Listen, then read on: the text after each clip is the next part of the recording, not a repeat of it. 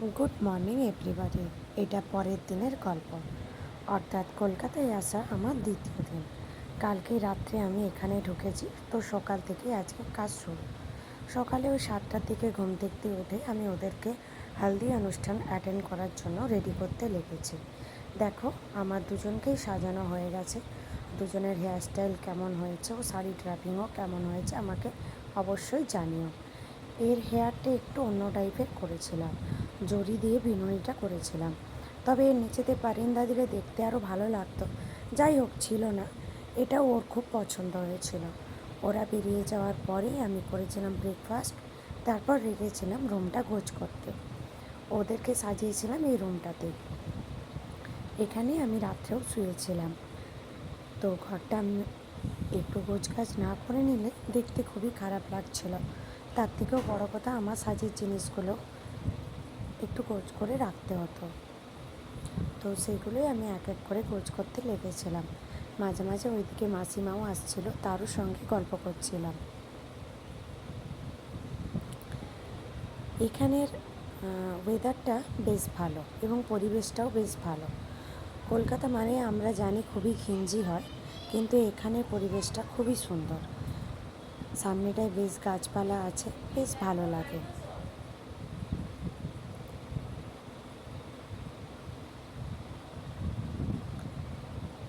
এক এক করে কথা বলতে বলতে আমার প্রায় গোছ সারা হয়ে এসছে।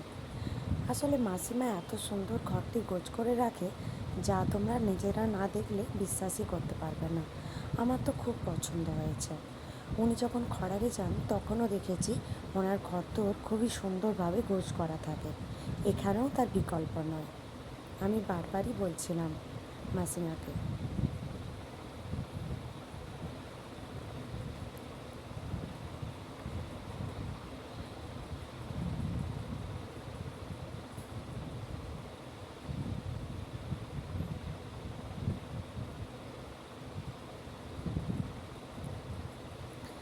আমার নিজের ব্যাগ গোছ করা কমপ্লিট হয়ে গেছে।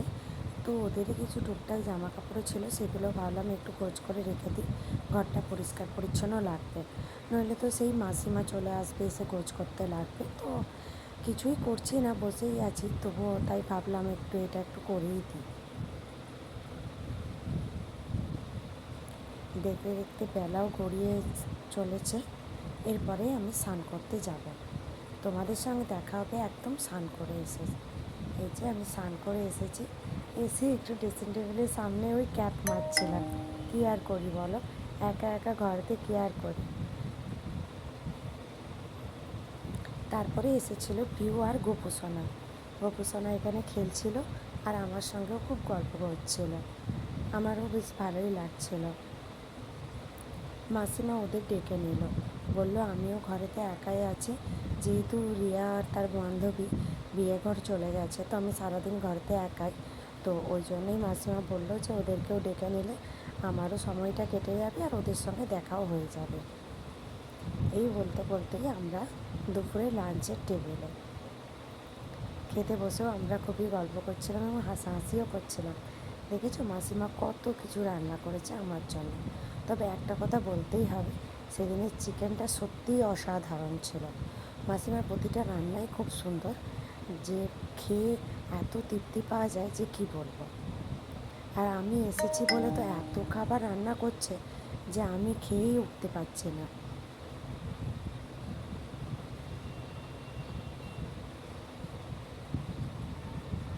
মাসিমা শুধুই বলতে থাকছে আর নিবে, আর নে, আরও নে, আরও একটু নে। আমি বলছিলাম যে আর কিচ্ছু নেব না, এটাই যথেষ্ট। কাজ শেষ, আবার সন্ধ্যের জন্য রিয়াকে আর ওর বান্ধবীকে রেডি করতে বসে পড়েছি। ওকে রেডিও করছিলাম, সঙ্গে একটু আধটু গল্পও চলছিল আমাদের।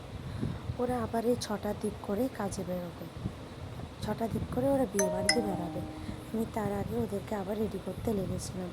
এই যে দেখো, রিয়ার আইটা আমি এরকম করেছিলাম।